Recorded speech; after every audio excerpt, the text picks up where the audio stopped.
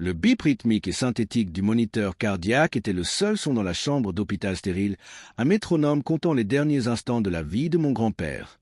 Arthur Vance avait été un homme de fer et de graisse, un mécanicien hors pair qui pouvait diagnostiquer la maladie d'un moteur à l'oreille seule. Il avait passé 40 ans à réparer les voitures des autres, traitant chaque véhicule avec le respect qu'il méritait. Mais à 78 ans, il avait commis une erreur. Il avait fait confiance à un vendeur. J'étais assis à côté de son lit, tenant sa main alors qu'elle devenait froide. Les médecins ont dit que c'était un événement cardiaque massif, déclenché par une détresse émotionnelle extrême. Je savais mieux. Ce n'était pas seulement du stress, c'était de la trahison. 3 jours plus tôt, Arthur était entré chez Sterling Auto Group pour acheter un simple pick-up d'occasion fiable pour le trajet universitaire de son petit-fils. Au lieu de cela, il avait été pris en embuscade par l'équipe de vendeurs prédateurs de Richard Rick Sterling. Il l'avait enterré sous la paperasse, avait reporté l'équité négative de son ancien échange dans le nouveau prêt, avait ajouté des forfaits de protection cachés qu'il n'avait jamais demandés, et l'avait enfermé dans un prêt supprime à 21% d'APR avec un paiement ballon qu'il ne pourrait jamais se permettre. Quand il a essayé de rendre le camion le lendemain, invoquant le droit de rétractation de 3 jours de l'État, ils lui ont dit que la fenêtre était fermée parce qu'il avait signé une renonciation au délai de réflexion séparée enfouie à la page 47 du contrat. Le stress de réaliser qu'il avait été arnaqué de ses économies de retraite a fait céder son cœur. Mais la cruauté ne s'est pas arrêtée avec sa mort. 2 heures après que le médecin l'a prononcé mort, 2 hommes en costume bon marché sont apparus sur le parking de l'hôpital et ont repris possession de la Ford Mustang 1967 d'Arthur, la voiture qu'il avait restaurée de ses propres mains pendant 20 ans. Ils ont prétendu qu'elle était une garantie pour le solde déficitaire du prêt truqué du camion. Ils ont pris son héritage, sa fierté et sa mémoire, tout cela parce que Rick Sterling voyait un vieil homme mourant comme rien de plus qu'une marge bénéficiaire. Je me tenais au bord de la tombe d'Arthur 3 jours plus tard, regardant descendre son cercueil dans le sol. Ma mère sanglotait de manière incontrôlable, mais je ressentais autre chose. Une rage froide et cristalline qui s'est installée profondément dans mes os. Je n'étais pas juste un petit-fils en deuil. J'étais Léo Vance, un ancien analyste principal de dette en détresse chez Goldman Sachs. J'avais passé 8 ans à Wall Street à acheter des actifs toxiques pour des centimes par dollar et à démanteler des entreprises corrompues de l'intérieur. Rick Sterling pensait avoir proie sur un vieil homme sans défense. Il ne savait pas qu'il venait de déclarer la guerre à un prédateur bien plus dangereux que lui-même. Pendant les 6 mois suivants, j'ai vécu comme un fantôme. J'ai emménagé dans la petite maison d'Arthur, que les hommes de reprise n'avaient pas encore saisie car elle était payée. Je dormais 4 heures par nuit. Je mangeais de la soupe en conserve. Et j'ai creusé. J'ai tiré tous les dossiers publics, tous les dépôts SEC, toutes les entrées de base de données de privilèges commerciaux liés à Sterling Auto Group. J'ai accédé aux grands livres de prêts interbancaires et au bureau de négociation du marché secondaire. Je cherchais une faille dans leur armure. Et à 3h47 du matin un mardi, je l'ai trouvé. Sterling Auto Group n'était pas juste une concession automobile. C'était une façade pour un schéma massif de titrisation de prêts automobiles. Rick avait regroupé des milliers de ses prêts supprimes prédateurs à haut intérêt exactement comme celui qui a tué mon grand-père et les vendait comme des titres adossés à des créances automobiles ABS, primes à des banques régionales et des fonds de pension. Il gagnait des millions en frais tout en transférant le risque de défaut sur des investisseurs inconscients. Mais le schéma s'effondrait.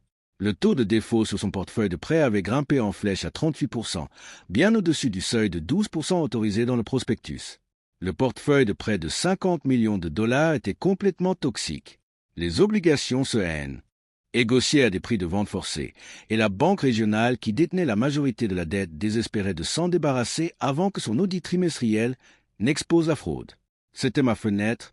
Je n'avais pas 50 millions de dollars, mais j'avais mon carnet d'adresses de Wall Street et mes compétences en comptabilité forensique. J'ai appelé Marcus Chen, un gestionnaire de fonds de capital investissement impitoyable avec qui j'avais travaillé chez Goldman. J'ai exposé toute la structure des ABS toxiques de Sterling, les taux de défaut cachés et le désastre réglementaire imminent. Je lui ai dit que nous pouvions acheter l'intégralité du portefeuille de près de 50 millions de dollars pour 8 cents par dollar, 4 millions de dollars au total, si nous agissions dans les 48 heures. Marcus n'a pas hésité. Il a viré 3,8 millions de dollars. J'ai mis mes 200 000 dollars restants chaque centime de mon héritage d'Arthur. Nous avons formé une LLC aveugle, Vance Chen Holdings, et avons soumis une offre en cash au bureau des actifs en détresse de la banque régionale. Parce que la banque était terrifiée par l'audit, elle a accepté notre offre sans vérification diligente. Elle pensait se débarrasser d'un passif. Elle ne réalisait pas qu'elle nous remettait une arme. Du jour au lendemain, j'ai cessé d'être Léo Vance, le petit-fils en deuil. Je suis devenu le créancier principal de l'ensemble du portefeuille de prêts de Sterling Auto Group. Je possédais 50 millions de dollars de leurs dettes. Et selon les engagements stricts des accords ABS que je venais d'acheter, si la concession ne corrigeait pas le défaut dans les 30 jours, le créancier avait le droit de saisir tous les actifs physiques, y compris les showrooms, les centres de service et l'inventaire. Je n'ai pas agi immédiatement. La patience est l'arme la plus puissante en finance. J'ai attendu 2 mois. J'ai laissé Rick Sterling penser qu'il avait gagné. Je l'ai laissé organiser une somptueuse fête de grande réouverture dans son showroom phare, se vantant de son trimestre record devant la presse locale. Je l'ai laissé engager une nouvelle flotte de vendeurs prédateurs. Je l'ai laissé creuser sa tombe plus profondément. Ensuite, le matin de la fête, je suis entré dans le showroom phare de Sterling Auto Group. Je ne portais pas mon vieux sweat à capuche et mon jean. Je portais un costume gris anthracite sur mesure, une chemise blanche impeccable et une cravate en soie. J'ai marché devant les rangées étincelantes de SUV de luxe, devant les ballons et les flûtes de champagne, et directement vers la scène où Rick donnait son discours. Il m'a repéré, son sourire vacillant une fraction de seconde avant qu'il ne récupère son rictus arrogant. « Mesdames et messieurs » a tonné Rick dans le microphone, « il semble que nous ayons un invité surprise. Monsieur Léo Vance, dont le grand-père était, malheureusement, incapable de gérer les responsabilités du financement automobile moderne. » La foule a ri nerveusement. Les yeux de Rick brillaient de malice. « Sécurité, veuillez escorter Monsieur Vance dehors. Nous ne voulons aucune perturbation lors de notre célébration. » 2 gardes corpulents ont commencé à marcher vers moi. Je n'ai pas bougé. J'ai juste levé un épais dossier relié en cuir. « Je ne suis pas ici pour perturber votre célébration. Rick ?» ai-je dit, ma voix calme et portant parfaitement dans le showroom silencieux. « Je suis ici pour y mettre fin. » Rick a ri, un son fort et grinçant. « Y mettre fin? Tu n'es personne. Vance? Ton grand-père était un imbécile qui ne pouvait pas lire un contrat, et tu es un imbécile qui pense qu'il peut écraser ma fête. »« Je n'écrase pas ta fête, » ai-je répondu, montant sur la scène. « Je saisis ta fête. » J'ai remis le dossier au huissier le plus proche, qui a marché jusqu'à Rick et l'a claqué contre sa poitrine. « Richard Sterling, vous recevez signification d'un avis de défaut et de saisie immédiate des actifs. Vance Holdings a exercé ses droits en tant que créancier principal du portefeuille de prêts de Sterling Auto Group. Tous les actifs physiques, y compris ce showroom, sont désormais sous séquestre. Vous avez exactement 1 heure pour évacuer les lieux. » Rick a fixé le dossier, son visage perdant sa couleur. Il l'a ouvert maladroitement, ses yeux parcourant les sources juridiques, les confirmations de virement, les cessions de dettes notariées.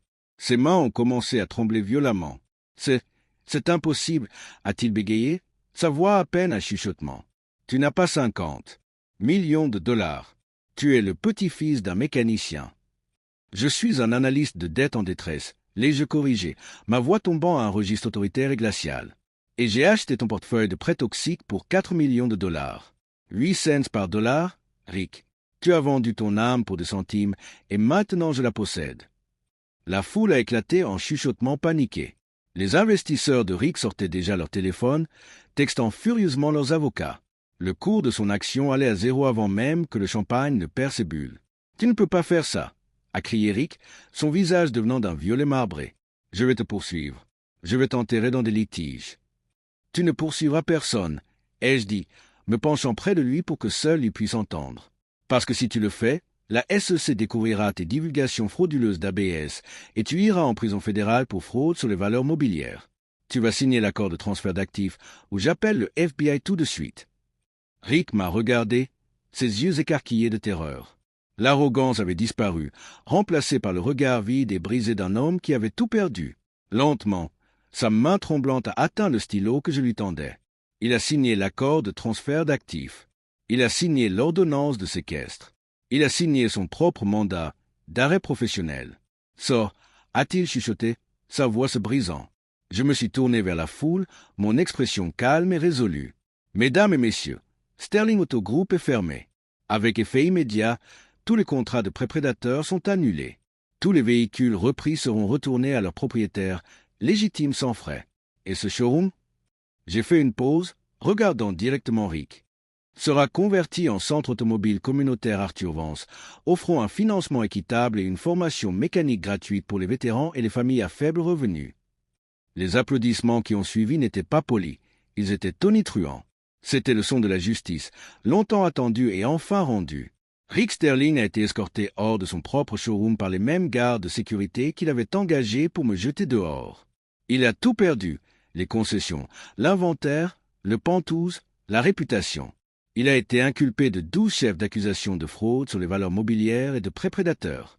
Il purge actuellement une peine de 15 ans dans une prison fédérale. Quant à moi, j'ai tenu ma promesse. Le centre automobile communautaire Arthur Vance a ouvert 6 mois plus tard. Nous avons aidé plus de 500 familles à obtenir un transport fiable sans prêt prédateur. Nous avons formé 30 vétérans comme mécaniciens hors pair. Et chaque année, à l'anniversaire de la mort d'Arthur, je prends sa Ford Mustang 1967 restaurée que nous avons récupérée du lot de reprise et je la conduis à sa tombe. Parfois, les gens pensent que la vengeance concerne la violence ou les cris. Mais la vraie vengeance ne concerne pas la destruction. Il s'agit de création. Il s'agit de prendre l'instrument même de l'avidité de votre ennemi, sa dette, ses contrats, ses actifs toxiques, et de l'utiliser pour construire quelque chose de beau, de juste, quelque chose qui honore la mémoire de ceux qu'ils ont essayé de détruire. Rick Sterling pensait que le pouvoir consistait à exploiter les faibles. Il a oublié que dans le monde financier, l'homme qui contrôle la dette contrôle l'avenir. Et je contrôlais la dette. Il a arnaqué mon grand-père. J'ai acheté son empire, et à la fin, sa ruine est devenue l'héritage de mon grand-père.